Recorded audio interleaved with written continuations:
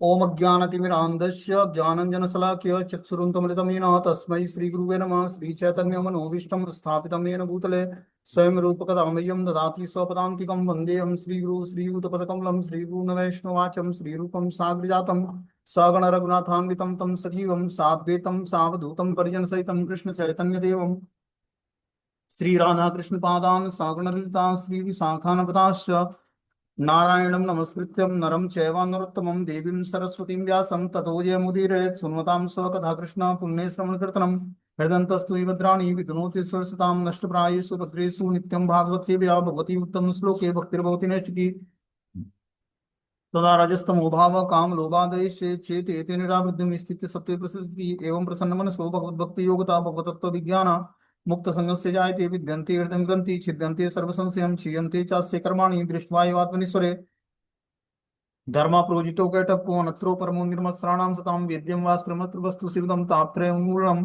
श्रीमद्भागवतं महामुनिकृतं किं वा परेरीश्वरं संघो रुद्यति पृथ्वीषु तत्क्षणात् निगम कल्पतरु गलितं फलं सुखमुखाद्रव्यमति संयुतं पिबत भागवतं रसमालयं मूर्खो रसिका भूमिभावुक सच्चिदानंद रूपाय विस्तुत्पत्ति हेतवे तापत्रय विनाशाय श्रीकृष्णाय वयं नमः। संसार सागरे मग्नं दीनं मा करुणानिधि कर्म ग्राहक वृत्तांगं मामुद्दा भवाड्वात् श्रीमद्भागवतमाख्यानं प्रत्यक्षं कृष्णे स्वीकृतो स्मय अनाथं मुक्तार्थं भवसागरे मनोरथो मदीयं सफलं सबतात्यं निर्विघ्नेनैव कर्तव्यम् दासोऽहं तं केशवं सुखरूपं प्रबोधव्यं सर्वशास्त्रं विशारदम् एतत् तथा प्रकाशेन मज्ञानाविनाशय भवे भवे यथा भक्तिपादविस्तव जायते तथा गुरुस्वे देवस्य नाथस्तु एतं प्रभो नाम संकीर्तनं यस्य सर्वपापप्रणाशनं प्रणामो दुःखशमनं तं नमामि हरिपरम् आराध्यो भगवान् व्रजेशतन्यो तद्धाम वृन्दावनं रम्या काचिदुपासना व्रजवधू वर्गेण या कल्पिता श्रीमद्भागवतं प्रमाण अम्लं प्रेमोपमार्थो महान् श्रीचैतन्य महाप्रभु मदमिदं तत्रादरो नापरः।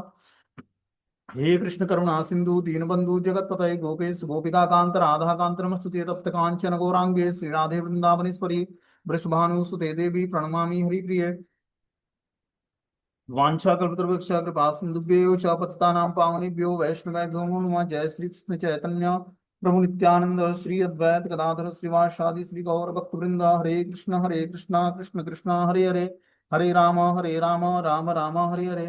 इसमें आज हम लोग को स्कंद संख्या 4 अध्याय संख्या 12 और इस श्लोक संख्या 28 नंबर पढ़ना है। जैसे हमने कथा बताई थी कि ध्रुव महाराज जब जीवन का अंत समय आता है और उनका बेटा बड़ा हो जाता है तो वो अपना राज्य का की जिम्मेदारी जो है अपने बड़े बेटे को सौंप कर वो वानप्रस्थ स्वीकार करते हैं। वानप्रस्थ स्वीकार करके वो बद्रिकाश्रम जाते हैं। बद्रिकाश्रम में वे अष्टांग योग के नियमों का पालन करते हैं और भगवान के शिव विग्रहों का ध्यान करते हैं।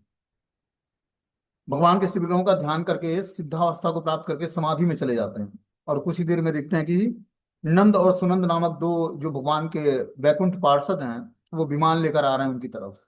ठीक है ना। और विमान लेकर आ रहे हैं और उनको बोल रहे हैं कि आप बैठिए, भगवान आपके लिए विमान भेज रहे हैं।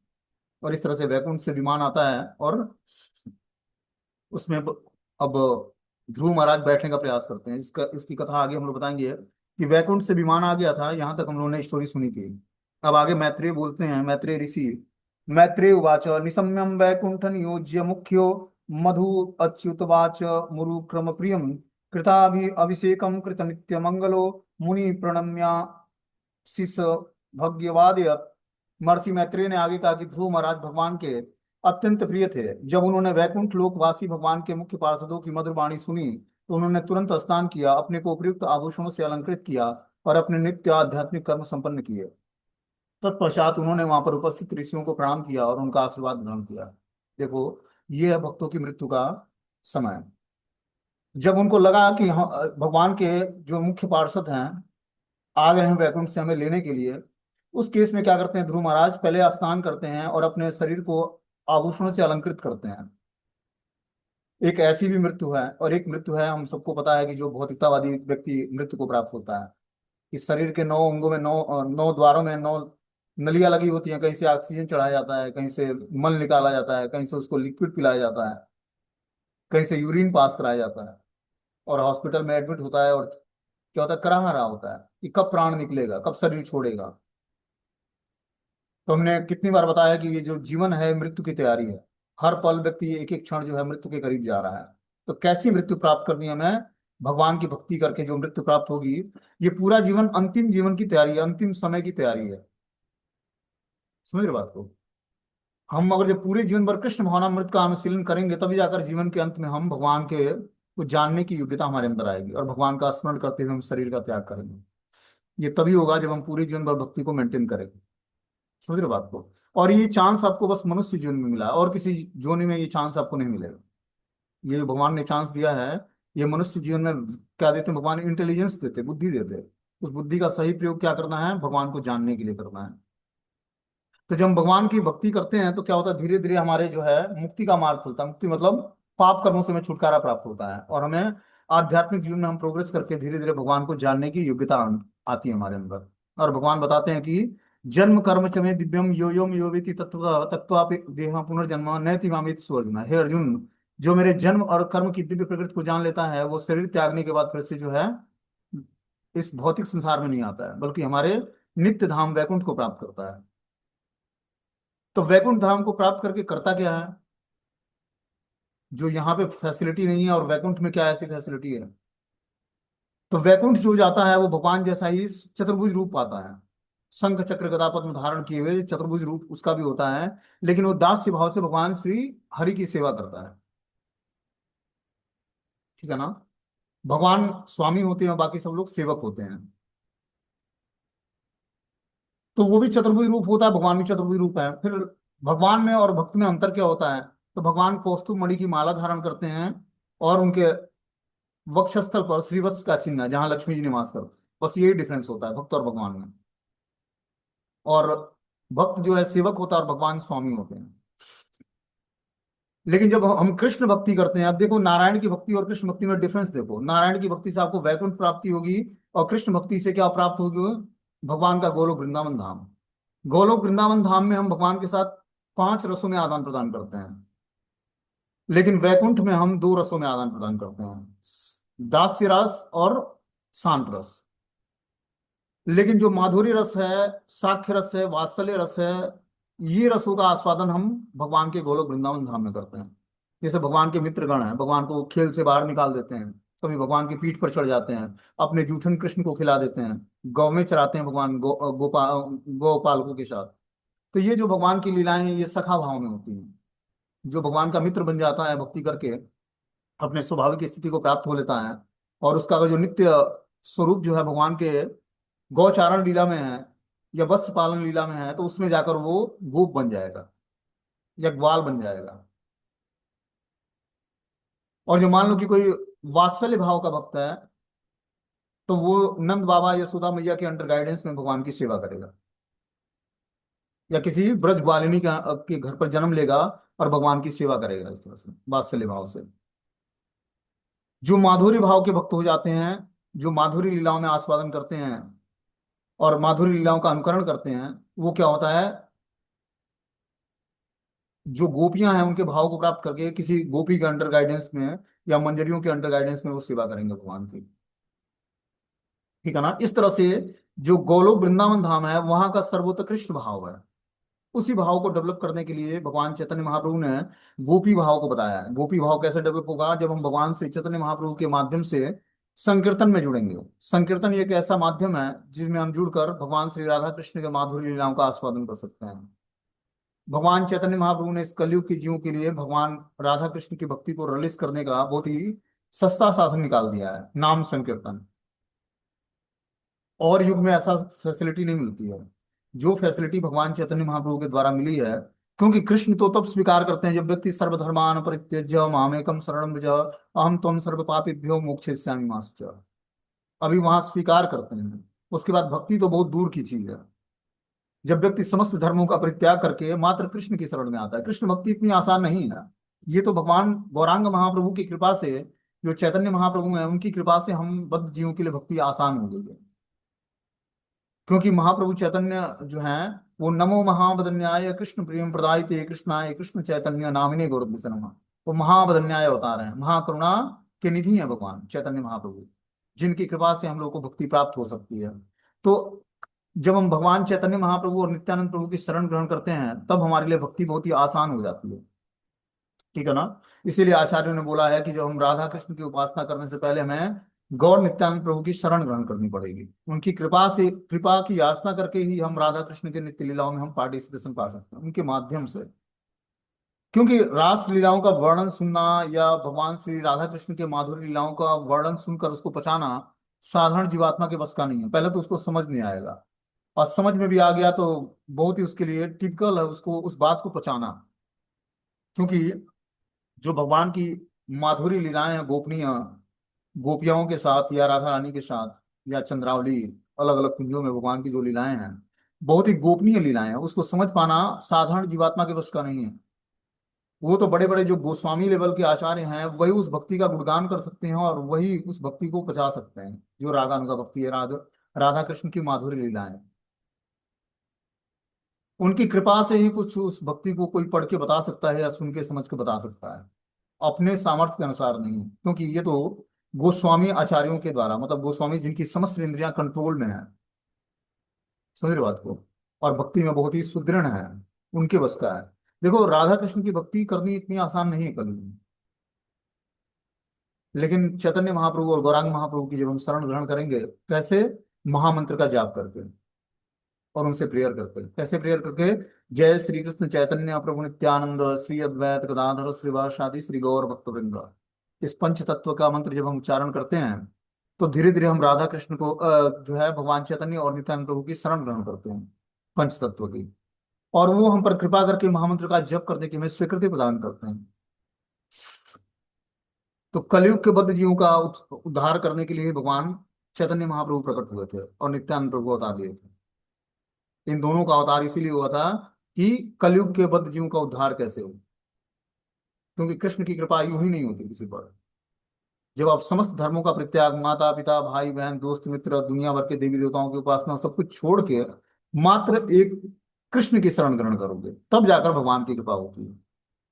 क्योंकि भगवान कृष्ण जो है ज्वेलस लवर है। ज्वेलस लवर मतलब वो दूसरे को बर्दाश्त नहीं करते अपने भक्ति के बीच में। कोई और नहीं, माता पिता दोस्त मित्र भाई बहन पति पत्नी कुछ नहीं। जब गोपियां सर्वधर्मान परित्याग करके जब यमुना तीर पर भगवान की बंसी सुनकर आती हैं, तब जाकर कृष्ण उनके साथ आनंद लेते हैं। और हम सब जीवात्माओं का धर्म है कृष्ण को आनंद प्रदान करना। तो कैसे प्रदान करेंगे आनंद हम भगवान को? अभी तो हम अपने बच्चों में, माता पिता में, भाई बहन में, पति पत्नी में आनंद ले रहे हैं एक दूसरे के साथ। तो भगवान कृष्ण को आनंद कैसे प्रदान करेंगे? ठीक है ना। तो ये डरा नहीं रहा है, इसलिए बता रहा हूं कि हमें धीरे धीरे क्या है, इस उच्च स्थिति को प्राप्त करना है जो स्थिति गोपियों की है। वो कैसे प्राप्त होगी? जब हम भगवान गौरांग महाप्रभु की शरण ग्रहण करेंगे। कैसे? संकीर्तन के द्वारा। जब हम हरि नाम संकीर्तन करेंगे, महामंत्र का जाप करेंगे और जय श्री कृष्ण चैतन्य प्रभु नित्यानंद श्री अद्वैत गदाधर श्रीवासादि श्री गौर भक्तवृंद, इस महामंत्र का उच्चारण करते हुए भगवान से कृपा की याचना करेंगे, तब जाकर गौरांग और नित्यानंद प्रभु की कृपा होगी हम पर। और फिर जाकर हम धीरे धीरे जो है संकीर्तन करके शुद्ध होंगे, तब जाकर हम राधा कृष्ण की नित्य लीलाओं में पार्टिसिपेशन पाने की हमारे अंदर योग्यता आएगी। बोलते हैं कि यहाँ पर जब उन्होंने वैकुंठवासी भगवान के मुख्य पार्षदों की मधुर वाणी सुनी तो उन्होंने तुरंत स्नान किया। अब देखो यम दूत भी आते हैं ले जाने लोगों को। तो वो तीन दूत आते हैं, काले काले होते हैं, डरावने। पहले क्या होता है, ब्लड सर्कुलेशन रुक जाता है व्यक्ति की, आंख के गोलक जहां तहां रुक जाते हैं, शरीर में इंद्रियां स्तब्ध हो जाती हैं, कंठ अवरुद्ध हो जाता है, फिर जाकर वो अपना काम करते हैं। जीवात्मा के शरीर से आत्मा को क्या करते हैं, खींच कर बाहर निकालते हैं यमदंड के द्वारा। और अंगूठे जैसा शरीर प्रदान करके उसको अंधकार के मार्ग से घसीटते हुए ले जाते हैं और कुत्ते काटते हैं, भोगते रहते हैं। यह भौतिकतावादी व्यक्ति की मृत्यु का अंतिम क्षण। दूसरी तरफ ये भगवान कृष्ण के महान भक्त ध्रुव महाराज की थी तो स्टोरी। बोलते हैं जब वैकुंठ वासी भगवान के मुख्य दो पार्षद मधुर वाणी सुनी तो उन्होंने तुरंत स्नान किया। स्नान करके उपयुक्त आभूषणों से अपने को अलंकृत किया और नित्य आध्यात्मिक कर्म संपन्न किया। तत्पश्चात उन्होंने वहां पर उपस्थित ऋषियों को प्रणाम किया और उनका आशीर्वाद ग्रहण किया। तो ये है भगवान के भक्तों की मृत्यु। हम देखते हैं भीष्मदेव की मृत्यु हुई। जब मृत्यु होने वाली तो उनको इच्छा मृत्यु का वरदान था उनको, कि वो जब चाहेंगे तभी वो अपना शरीर त्याग करेंगे। तो उन्होंने वेट किया, जब सूर्य उत्तरायण होगा तब मैं अपना शरीर का त्याग करूंगा। सूर्य उत्तरायण होता है, सभी लोग उपस्थित होते हैं, सारे ऋषि महात्मा जितने भी धराधाम के ऋषि महात्मा थे नारद, सुखदेव गोस्वामी, चार कुमार, स्वयं पांचों पांडव, भगवान श्री कृष्ण स्वयं उपस्थित हुए वहां पर। युधिष्ठिर महाराज से बोला, हे युधिष्ठिर, तुम क्या करो, अभी भीष्मदेव से राज्य काज कैसे चलाना है इनसे पूछो अभी क्वेश्चन। फिर सबको संतुष्ट करते हैं। अर्जुन धरती में बाण मारता है, गंगा जल प्रकट होता है, और भीष्मदेव गंगा जल ग्रहण करते हैं, भगवान को प्रणाम करते हुए, स्तुति करते हुए शरीर का त्याग करते हैं। तो ये है भक्तों की मृत्यु। वो मृत्यु प्राप्त करके जीवात्मा भगवान के धाम चला जाता है, फिर वो जन्म मृत्यु जरा व्याधि के चक्कर में नहीं आता है। तो इस कृष्ण भक्ति का उद्देश्य क्या है? उद्देश्य यही है कि हम भगवान के धाम को जाएं, भगवान की नित्य सेवाओं में हम इंगेज हो जाएं। लेकिन उसके बाद भी जो भगवान का शुद्ध भक्त बन जाता है, जिसकी मात्र एक इच्छा भगवान की सेवा करनी है, वो प्रार्थना क्या करता है? उसकी प्रार्थना सुनो। वो बोलता है कि भगवान आप हमें स्वर्ग में रखें, नरक में रखें, या आप हमें वैकुंठ धाम बुला लें, या गोलोक वृंदावन धाम, आप जहां भी रखें, हमें अपने श्रवण और कीर्तन से दूर ना करना, अपने शुद्ध भक्तों से दूर मत करना हम। ये उस भक्त की इच्छा है जो भगवान की भक्ति में शुद्ध भक्ति प्राप्त कर लिया है उसके। अब कुछ लोगों को भगवान के धाम में जाकर भगवान की नित्य सेवा करने की इच्छा जागृत होती है। तो हमारी जैसी भी इच्छा हो, हमें धीरे धीरे अपनी इच्छाओं को आध्यात्मिक बनाना है, कि भगवान के संसर्ग में आए, भगवान के टच में आए, और भगवान को आनंद प्रदान करने का हम प्रयास करें। जीवन का उद्देश्य क्या है?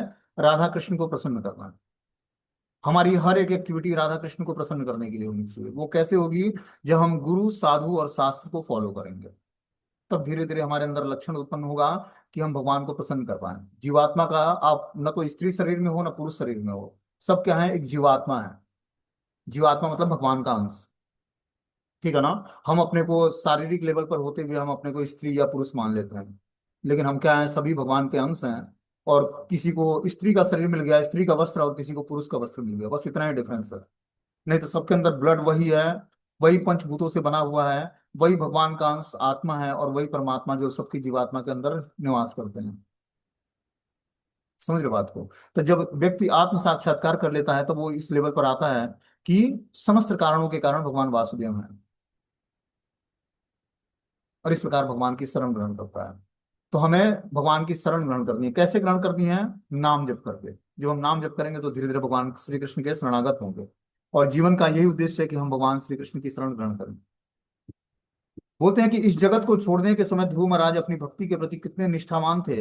वे भक्ति के कार्यों को करने में निरंतर सतर्क रहते थे। प्रत्येक भक्त को प्रातः काल स्नान करके शरीर पर तिलक धारण करना चाहिए। कलयुग में स्वर्ण या रत्नाभूषण प्राप्त कर सकना कठिन है, किंतु शरीर भर में 12 तिलक चिन्ह लगा लिए जाएं तो शरीर को पवित्र करने के लिए शुभ अलंकरण पर्याप्त हुआ होता है। तो शरीर के 12 अंगों पर हमें तिलक धारण करना चाहिए। ये शरीर क्या है? मंदिर है हमारा।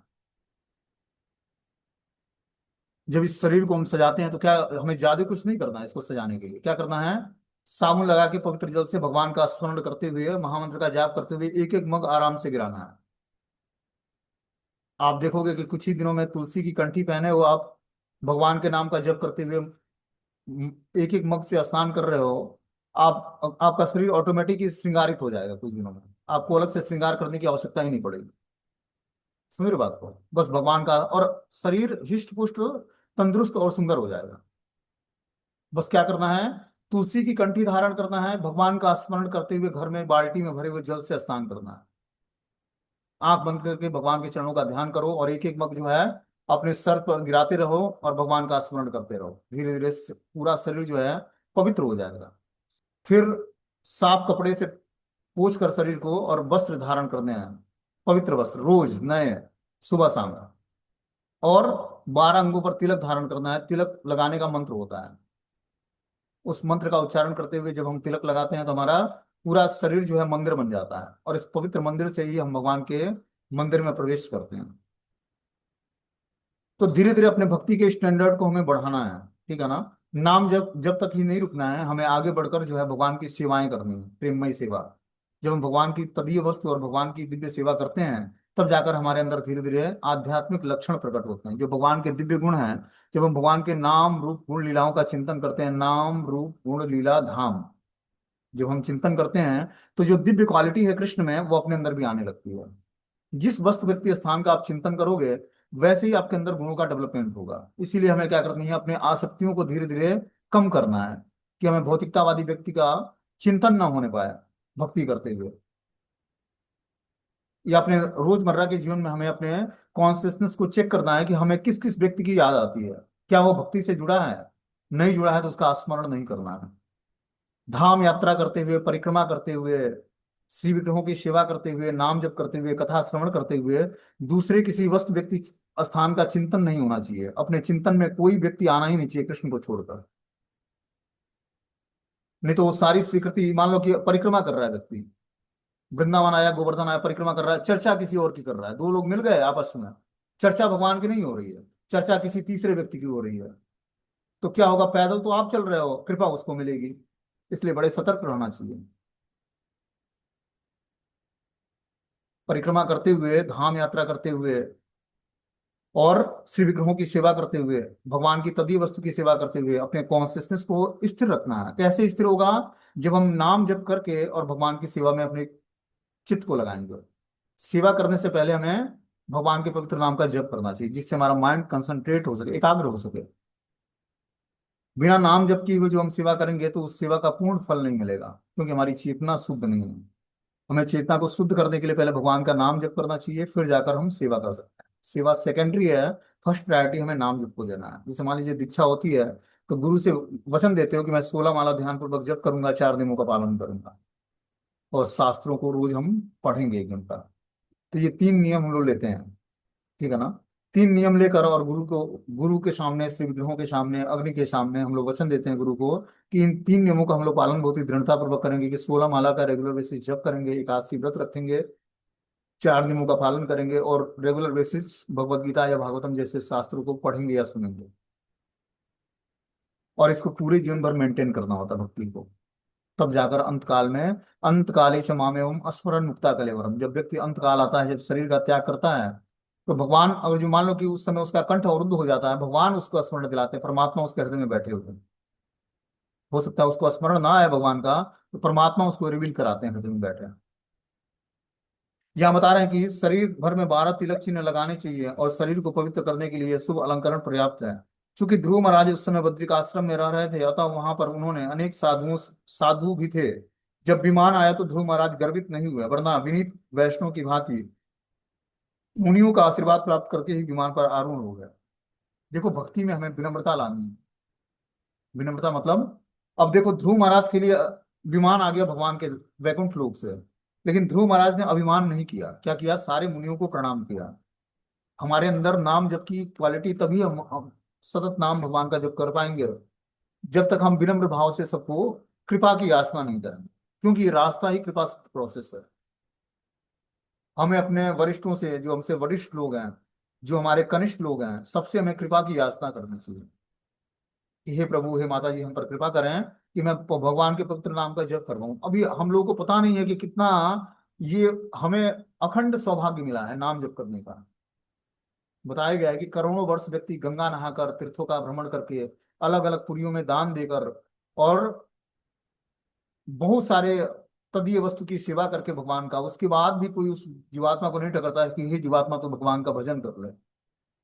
कि एक कृष्ण नाम, बस शुद्ध कृष्ण नाम क्या करेगा? आपके समस्त पापों को क्षय कर देगा। इतना पावरफुल है भगवान कृष्ण का नाम, और समस्त मंगलों की बारिश कर देगा आपके जीवन में। बस एक कृष्ण नाम समस्त पापों का क्षय और मंगलों की बारिश, और इस जीवात्मा को मंगलकारी बना देगा, पूजनीय बना देगा।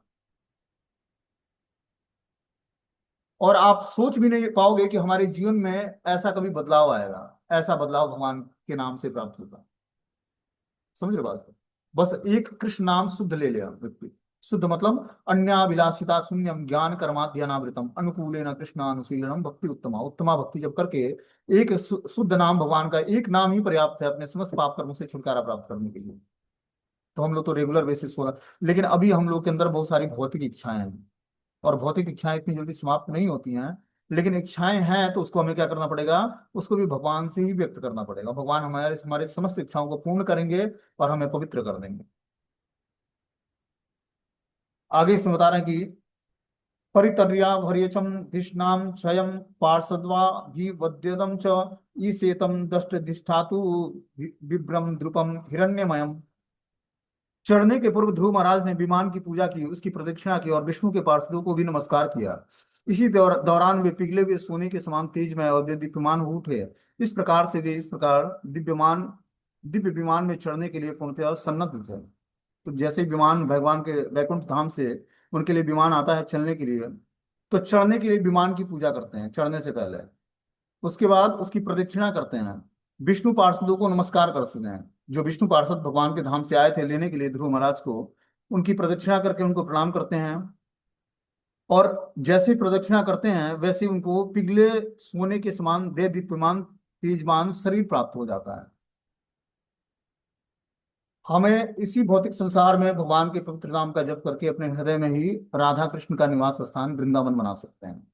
दूसरी बात है, ये जो भौतिक संसार में जो हमारा ये भौतिक शरीर है, जो पंचभूतों से बना हुआ है, जैसे जो मलमूत्र का भांड है, इसको भी हम धीरे धीरे भगवान के नाम रूप गुण लीला धाम की शरणागति लेकर इसको हम आध्यात्मिक बना लेंगे। तो ये 100% आपको सपोर्ट करेगा अध्यात्म के रास्ते पर आगे बढ़ने में। समझ रहे बात को? तो हमें क्या करना है कि बस भगवान के नाम रूप गुण लीलाओं की शरण ग्रहण करनी है। जब हम इस तरह से करेंगे तो धीरे धीरे सब कुछ आध्यात्मिक हो जाएगा। बोलते हैं परम धाम में यान विष्णु के पार्षद और विष्णु स्वयं, ये सभी दिव्य हैं। इनमें किसी भी प्रकार का भौतिक कलमश नहीं होता। गुण में भी वहाँ सभी वस्तुएं एक से हैं। जिस प्रकार विष्णु पूज्य हैं वैसे ही उनके पार्षद, उनकी सामग्री, उनका विमान और उनका धाम भी पूज्य है, क्योंकि विष्णु की सभी वस्तु भगवान विष्णु के ही समान है। परम वैष्णव होने के नाते ध्रुव महाराज को यह सब ज्ञात था कि उन्होंने चढ़ने के पूर्व पार्षदों तथा विमानों को भी प्रणाम किया, किंतु इसी दौरान उनको शरीर में आत्मस्वरूप धारण कर लिया, अतः वह पिघले सोने के समान जगमगा रहे थे। इस प्रकार वे सभी विष्णु लोक की अन्य सामग्रियों के समान हो गए। तो जब हम भगवान की शरण ग्रहण करते हैं, ठीक है ना, तो धीरे धीरे हम शारीरिक रूप से भी बहुत सुंदर हो जाते हैं। क्यों? क्योंकि चिंतन ही हम भगवान का करते हैं। जब हम भगवान को श्रृंगारित करते हैं तो भगवान हमें श्रृंगारित कर देते हैं।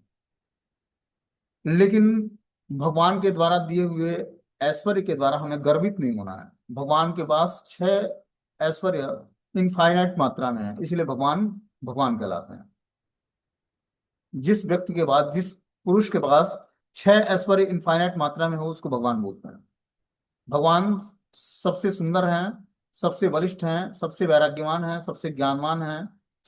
और इस तरह से भगवान के अंदर 6 ऐश्वर्य पाए जाते हैं। तो 6 ऐश्वर्यों को भगवान धारण करते हैं। उसमें से कुछ ऐश्वर्य भगवान अपने भक्तों को देते हैं या साधारण जीवात्मा को देते हैं। तो कोई ज्यादा सुंदर बन जाता है, कोई ज्यादा धनवान बन जाता है, कोई वैराग्यवान बन जाता है, कोई ज्ञानवान बन जाता है, कोई बलिष्ठ बन जाता है। तो ये भगवान की शक्तियां हमें भगवान के द्वारा प्रदान की जाती हैं। आप देखो कि भौतिक संसार में बहुत सारे अमीर लोग हैं, या विश्व सुंदरी, या क्या विश्व मिस यूनिवर्स और क्या क्या चीजें होती हैं। तो वो सब किस लिए है? तो भगवान के द्वारा कुछ ऐश्वर्य दिया गया उनको। लेकिन उसके कारण गर्वित नहीं होना है। जब हम उसकी, हमारे पास जो भगवान के द्वारा ऐश्वर्य मिला, उस ऐश्वर्यों का प्रयोग भगवान की सेवा में करते हैं, तब वो ऐश्वर्य हमारा मेंटेन रहता है। लेकिन अगर जो हम उस ऐश्वर्य का मिसयूज करेंगे तो भगवान उस ऐश्वर्य को हमसे छीन लेंगे। आप देखो कि कोई बहुत ही अमीर व्यक्ति था, धीरे धीरे वो रोड पे आ गया, गरीब हो गया। क्यों? भगवान की कृपा उस पर हट गई। जिस वस्तु का आधिक्य आपको दे भगवान, उस वस्तु को क्या करना है? भगवान की सेवा में यूज करना। मान लीजिए कि किसी के पास धन बहुत अच्छा दिया भगवान ने, तो धन का उपयोग क्या करना है? भगवान की सेवा में करनी है, भक्तों की सेवा में करनी है। किसी को भगवान ने ज्ञान प्रदान किया, उस ज्ञान की का उपयोग क्या करना है? आगे लोगों को भक्त बनाने में करना है। किसी को भगवान ने वैराग्य दिया, तो वैराग्य का दिखावा नहीं करना है, वैराग्य को भगवान की दिव्य सेवा में लगानी है। किसी को रूप लावण्य दिया, भगवान ने सुंदरता दी, तो सुंदरता को अब उसका मिसयूज नहीं करना है लोगों को आकर्षित करने के लिए। और जो लोगों को आकर्षित करने के लिए सुंदरता का उपयोग भी करना है, तो उस सुंदरता का उपयोग करके लोगों को आकर्षित करके भगवान से जोड़ने में करना है, न कि अपने इंद्रिय भोग में लगाना है उस वस्तु को। तो भगवान के द्वारा जो भी हमें ऐश्वर्य प्राप्त होता है, उसको हमें भगवान की दिव्य सेवा में लगाकर उसको हम मेंटेन करें, तब जाकर हमें दिव्यता प्राप्त होगी। आगे बता रहे हैं कि जब ध्रुव महाराज उस दिव्य विमान पर चढ़ने जा रहे थे, तो उन्होंने साक्षात काल को अपने निकट आते देखा, किंतु उन्होंने मृत्यु की परवाह नहीं की। उन्होंने इस अवसर का लाभ उठाकर काल के सिर पर अपने पांव रख दिए और वे विमान पर चढ़ गए, जो इतना विशाल था जैसे एक भवन हो। तो जो भगवान का भक्त होता है, वो काल के सर पर पैर रखकर और भगवान के धाम चला जाता है। दूसरा व्यक्ति काल का ग्रास बन जाता है, लेकिन भगवान के भक्त में इतनी शक्ति आ जाती है कि वो काल के ऊपर पैर रखकर और आध्यात्मिक विमान पर चढ़कर और भगवान के धाम चले गए। बोलते हैं एक भक्त और एक अभक्त के देहांत को एक जैसा समझ लेना सर्वथा भ्रामक है। कि एक भक्त की भी मृत्यु होती है और दूसरा एक अभक्त भी शरीर त्याग करता है। उसमें बहुत सारा जमीन आसमान का अंतर है। जब ध्रुव महाराज उस दिव्य विमान पर चढ़ रहे थे तो उन्होंने एक एकाएक मृत्यु को अपने पास आते देखा, किंतु भयभीत नहीं हुए। मृत्यु हुआ, उन्हें कष्ट दिए जाने के बदले उन्होंने मृत्यु की उपस्थिति का लाभ उठाया और उसके सिर पर अपने पांव रख दिए।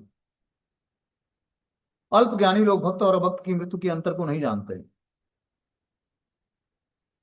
एक उदाहरण यहाँ पर बताया गया है कि बिल्ली मुंह में अपने बच्चे को पकड़ती है और चूहे को भी पकड़ती है। ठीक है ना। बिल्ली अपने मुंह में अपने बच्चे को भी पकड़ती है और चूहे को भी पकड़ती है। लेकिन वही बिल्ली जब चूहे को पकड़ती है तो उसको मृत्यु नजर आता है, और अपने बच्चे को भी उसी मुंह से पकड़ती है तो उसको बहुत ही कंफर्टेबल फील होता है कि माता हमें कहीं दूसरी जगह ले जा रही है।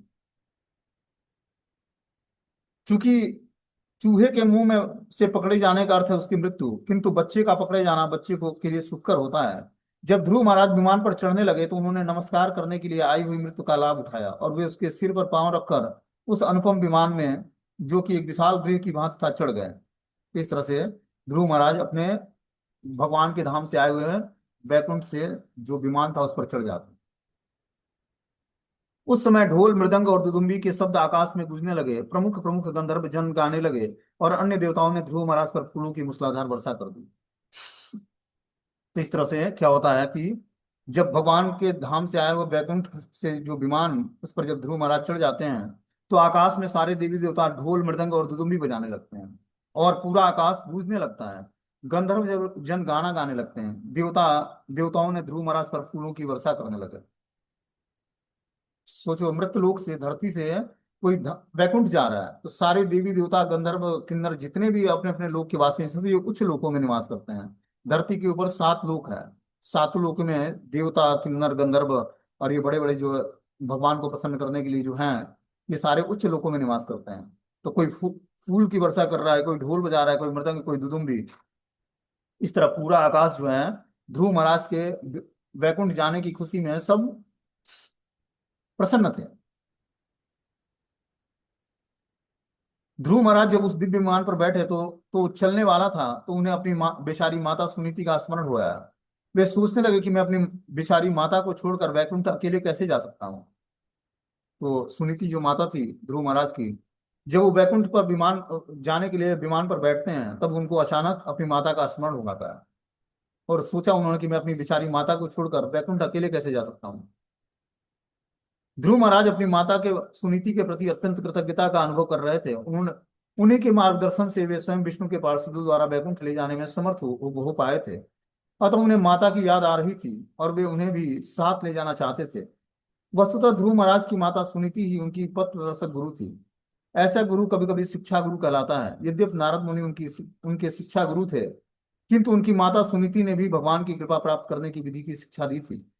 शिक्षा गुरु या शिक्षा गुरु का कर्तव्य है कि वह शिष्य को सही सही शिक्षा दे और उसको कार्यान्वित करना शिष्य पर निर्भर करता है। शास्त्रिक आदेशों के अनुसार शिक्षा गुरु और दीक्षा गुरु में कोई अंतर नहीं होता है। तो हम लोग देखते हैं कि जो एक शिक्षा गुरु होते हैं जो हमें शिक्षा देकर दीक्षा के लिए ट्रेंड करते हैं, और दीक्षा गुरु क्या करता है, हमें दीक्षा प्रदान करता है। तो शिक्षा और दीक्षा गुरु में कोई डिफरेंस नहीं होता है। ठीक है ना। एक शिक्षा देकर हमें उस मार्ग पर चलाकर आगे बढ़ाता है और दूसरा दीक्षा देकर हमारे रास्ते को संवारता है, जीवन को संवारता है। तो यहाँ पर देखते हैं कि सुनीति माता ने पहले क्या किया था, ध्रुव महाराज को रास्ता दिखाया था कि आप बेटा, आप जंगल जाओ और भगवान के लिए तपस्याएं करो। और फिर वो जंगल जाते हैं, वहां पर उनको अपने गुरुदेव नारद मुनि से भेंट होती है और फिर नारद मुनि उनको मंत्र दीक्षा प्रदान करते हैं। तो इस प्रकार एलिवेटेड गुरु से दीक्षा प्राप्त करके नारद मुनि जैसे महान भगवत पार्षद से वो स्वयं साक्षात भगवान के पार्षद में सशरीर वैकुंठ में भगवान नारायण और कृष्ण के पास चले जाते हैं। तो बता रहे हैं कि इस तरह से उन्होंने अपनी माता के द्वारा जो पथ निर्देश दिया गया था उस निर्देश का पालन करते हुए उन्होंने भगवत प्राप्ति की थी। इसलिए अंतिम समय में वैकुंठ जाते हुए उनको अपनी माता का स्मरण हुआ। बता रहे हैं किंतु स्त्री होने के सामान्यतः शिक्षा गुरु की बाद में दीक्षा गुरु बनता है, किंतु स्त्री होने के कारण, विशेष रूप से माता होने के कारण सुनीति अपने पुत्र ध्रुव को दीक्षा गुरु नहीं हो सकती थी। तो भी सुनीति के प्रति कम कृतज्ञ न थे। नारद मुनि को विष्णु लोक ले जाने का प्रश्न ही नहीं उठता किंतु ध्रुव महाराज ने अपनी माता को ले जाने के लिए सोचा। जो कुछ भगवान की योजना थी वह तुरंत फलवती हुई। इसी प्रकार जो भक्त परमेश्वर पर पूर्णतः आश्रित होता है वह भगवत कृपा से अपनी सारी इच्छाएं पूरी कर लेता है। हमें मात्र बस भगवान की शरण ग्रहण करनी है। आप शरण ग्रहण करते ही, शरणागत होते ही सब कुछ भगवान का, जैसे मान लो कि एक राजपुत्र है, राजा का पुत्र है, वो राज्य में रहता है, तो पिता के संपूर्ण राज्य पर उसका अधिकार है। राजा का पुत्र होने के कारण सब सुख उसको मिलेगा जो राजा को मिलेगा। उसी तरह जैसे ही हम भगवान श्री कृष्ण की शरण ग्रहण करते हैं, जो भगवान की सारी फैसिलिटी जो भगवान को मिलता है वो सारे भक्तों को दे देते हैं। समझ रहे बात को? बस एक बार मात्र हमें कृष्ण को अपना हाथ खड़ा करके उनके शरणागत होना है कि हे प्रभु, आज से मैं आपका हूं। आप जिस हिसाब से बोलेंगे उस हिसाब से मैं जीवन जीने के लिए तैयार हूं। फिर देखो जीवन में आनंद क्या होता है। जो चीजें व्यक्ति करोड़ों वर्ष तपस्याएं करके, अलग अलग जिद करके, जो भी है वो अलग अलग जन्मों में भटकते हुए कुछ प्राप्त नहीं होने वाला है। लेकिन मात्र भगवान की शरण ग्रहण करके सब कुछ भगवान अपने सारे ऐश्वर्य भक्तों को प्रदान कर देते हैं। यूं ही थोड़ा सा एग्जाम होगा, कष्ट होगा, जब तक हमारे पाप कर्म नष्ट नहीं हो रहा है।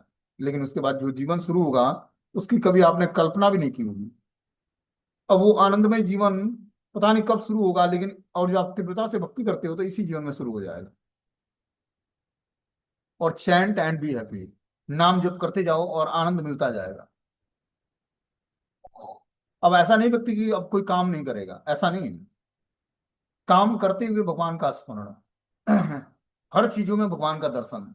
वो जॉब कर रहा है, बिजनेस कर रहा है, परिवार का पालन पोषण कर रहा है, हर जगह अपने मन बुद्धि को एकाग्र किया हुआ है कि ये कृष्ण की प्रसन्नता के लिए, भगवान की प्रसन्नता के लिए।